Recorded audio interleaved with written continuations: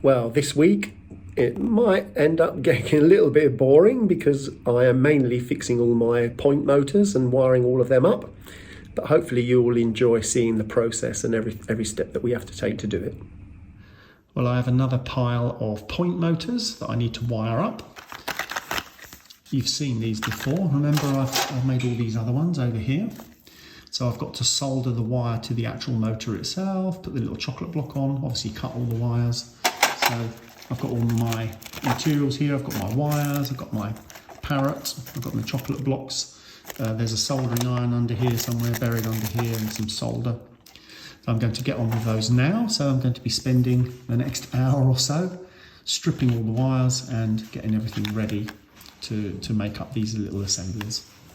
We have 27 pieces of wire now, 9 green, 9 yellow and 9 grey. So I'm going to use my parrot to strip both ends of the wire so we get ready for soldering. Next stage of the process, now we've stripped the wires at both ends. You see that? Both ends have now been stripped off. I'm going to use the soldering iron. We'll use dip the wire in some flux, and then we'll use that solder to tin the ends of the wires. So we have a little bit of solder on the ends of wires, which makes it easier then to join to the point motors. I've finished tinning all of the ends of those wires. I don't know if you can quite see that. So there's solder on the ends of the wires. And now we get to the next important part, which is having a cup of tea and having a sandwich for lunch. Next phase is now putting the wires on the motor. So here's one that I did last week. And then now I've got an empty one here. And of course I've got all my wires waiting. And I've got my other pile of motors also that need wiring up as well. So I will solder on the yellow wire on the left, then the grey wire, and then the green wire on the right.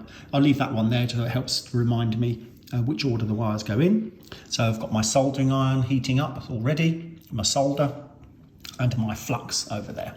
So, and my helping hand, of course, is helping me to hold these things up while I can solder them in. So that's where they're going to go in A, C, and B. Now I've wired up all of the point motors. I now need to test. So I've plugged in my control unit and got everything ready. So I'll put the wires in here so that we can just connect the wires in, and then I'll test it quickly just to make sure that all of the connections are good. So I'm going to do that for all of the 9 point motors that I've wired up. My last job to do now is to connect that little chocolate block to those 3 wires, and then it will be finished. Here's my pile of motors and all the wires and everything all done. So there are 17 points there, all wired up, ready to go on the layout. When we're installing the point motors, they do move backwards and forwards. So I need to get it in the center so that when I install it, that's in the correct place for the point to be. So I've made a little piece of plastic and cut a little hole in it on the center. So can you see, then we put that piece of plastic inside the motor. So that now actually holds it in place, so it won't move whilst we're installing the actual point motor to the point. So quite a clever little idea. Wasn't my idea, it was in the instructions. But I just made this little piece of plastic. So that's pretty cool. So we're going to fit some point motors. So these motors will go at the back on the board itself. You see through all the different holes. So we've got a number of different point motors that are going to be going through there.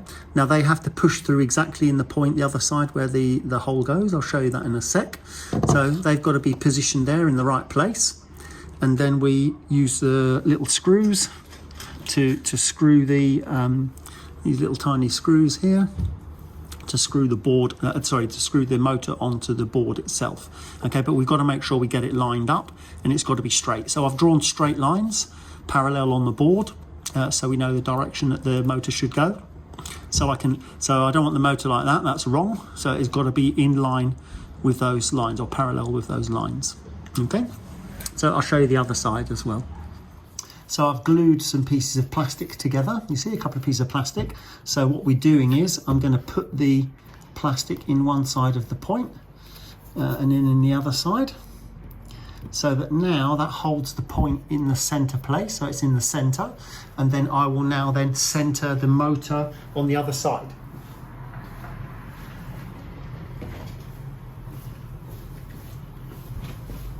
Now remember, with the motor, I built a little piece of plastic So that piece of plastic sits inside the point motor itself. So that will hold that in the center. So this point is held in the center, that's held in the center as well. So when I'm putting that on the other side, that will come through into the little hole, okay? And then everything's going to be centered so that then it's ready to go left and right once we activate the point motor itself. You see the little bar now has come through the hole. So when the point motor moves the other side, that's going to pull the point backwards and forwards automatically for me. So obviously this bar's too long, so I'm going to have to cut that down. But first I want to make sure they all work. Once they're all working, then I'll cut them all down to size. So you see here we screw the little motors to the board, so using those little screws.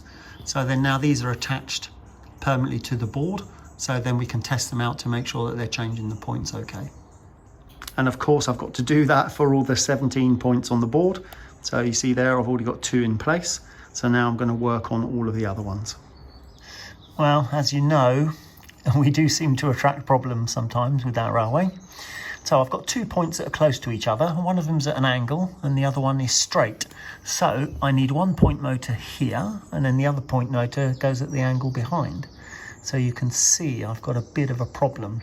Now, being an experienced modeler, I would have moved the hole on this side of the point so that then this unit would have been further down, and that may possibly have solved my problem, and I'd put that one on the other hole. But of course, I'm not terribly experienced at this, so we have a bit of a problem. So I'm going to try and think of a way around this, and we'll see what we come up with. So I've drilled 2 little holes from the other side, 1 hole, 2 holes, and then I've marked on the black pen between them, so I can see where I need to drill out so that I can get the point motor holes through.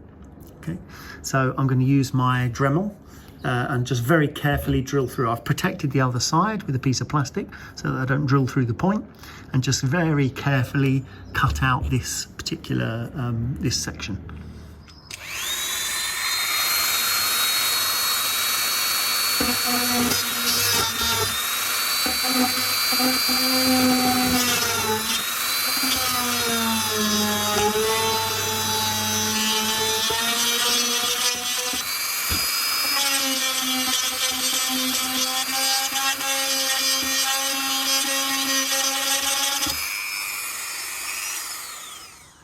After some very careful surgery, you can see I've got this one in and this one in. Now they're both got plenty of space. So I had to move that one to the other side and this one to the other side as well. And I was very, very careful just drilling my hole through so I didn't destroy the points on the other side. It took a little bit of time, but I'm happy now with the result. I've built the other access point on the other hill. So you can see, you saw me build the other one, so you know how I did it. So now I've got an access point on this hill and on the other hill. So both of those done.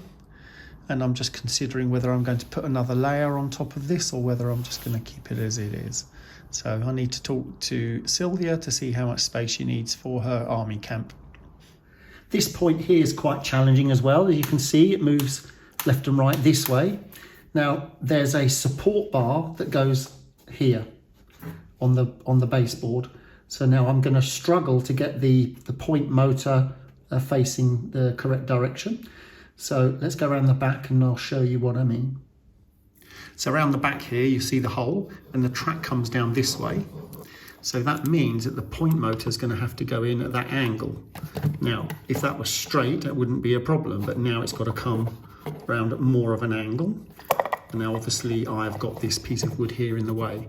So probably what I'm going to do is cut out some of this wood just so I've got a gap so that I can then turn that motor without breaking the rest of this support that I need to hold the layout together. So we'll give that a drill in that hole and see if we can get enough angle on that to make that work. Well, I've cut out a chunk already. Can you see down here? There's a hole that I've cut. I did manage to set fire to the wood. Can you see here? It's all burnt. So my little drill sander thing that I was using, my Dremel in fact, it got rather hot and started catching fire. So I stopped quickly and let it cool down.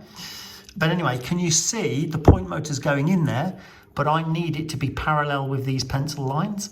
And you see, it's not quite there. So I need to cut in a little bit further. So I'm going to need to go a bit deeper with my hole. Well, here's the finished article.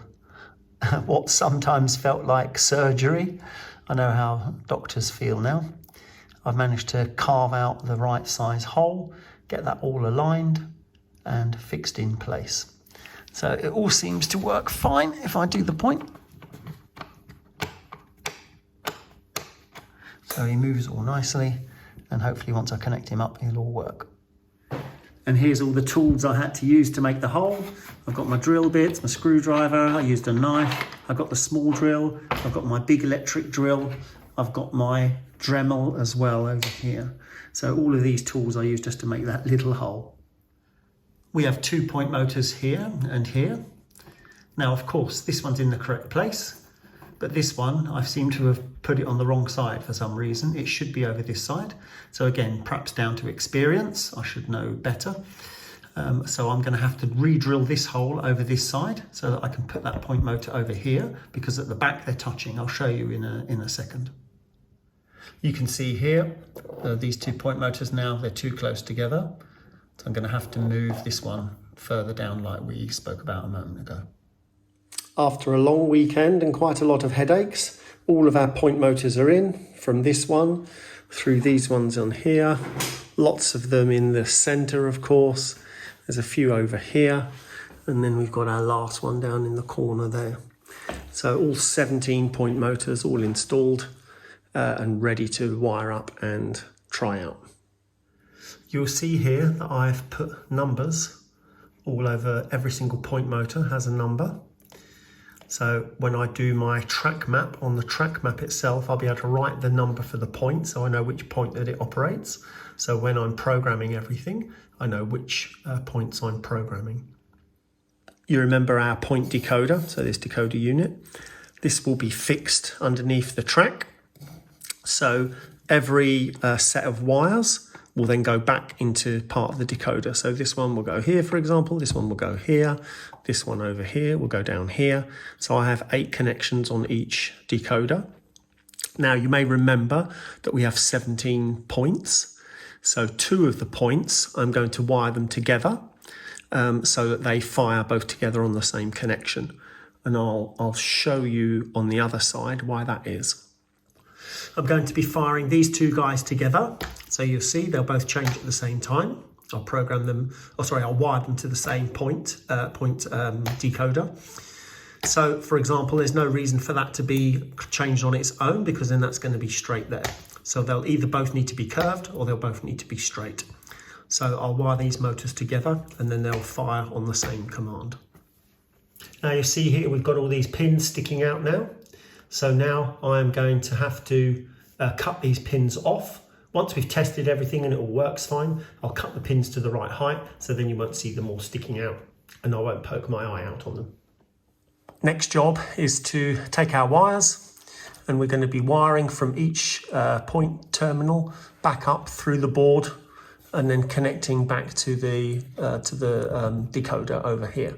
So I've got to do that for every single point. So there's a lot of wiring to do. As you see, we had quite a bit of wiring with this, but we've got even more with the point motors as well. So this decoder, I fixed that already to the board. So now I've just got to start cutting all these wires and joining them up. After a long afternoon, I finally got both of those point decoders wired in.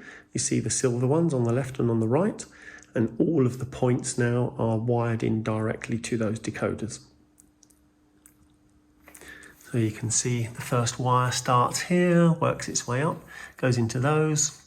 All of those are wired in as well. And then we have a lot more coming over here. See all the yellow and green wires? That's all for the points. So black and red for the track, and yellow and green are all of the point motors.